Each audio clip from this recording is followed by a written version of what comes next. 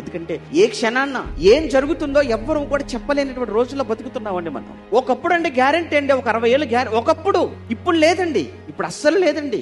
ఈ రోజున్న మనిషి తెల్లవారేసరికి ఉంటాడో లేదో అనేటువంటి అనుమానంతో బ్రతకవలసినటువంటి పరిస్థితులండి. ఒక గంట ముందున్న మనిషి గంట తర్వాత ఉంటాడా అంటే చెప్పలేనటువంటి రోజుల్లో మనం బ్రతుకుతున్నాం.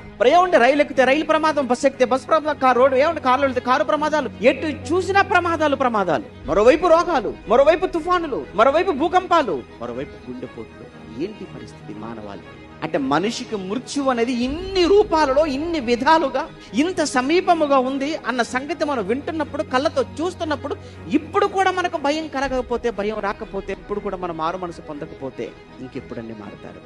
ఏదైనా నేడు అనే సమయం ఉండగానే అన్నాడు. అందుకే నేడే అనేటువంటి పదాన్ని ఉపయోగించాడు. రేపటిదాకా వద్దు, ఈ రోజే డిసైడ్ అయిపో, ఈ రోజే నిర్ణయం చేసుకో. నువ్వు దేవుడి కోసం, నేను నా తండ్రి కోసం అందరిలా కాదు, నా దేవుడి కోసం అందరికంటే గొప్పగా బతకాలి, అందరికంటే గొప్పగా చెయ్యాలి, అందరికంటే గొప్పగా ఏదైనా నేను దేవుడి కోసం సాధించాలి. కన్ను మూస్తే ధైర్యంగా నేను ఆయన ముందు నిలబడాలి.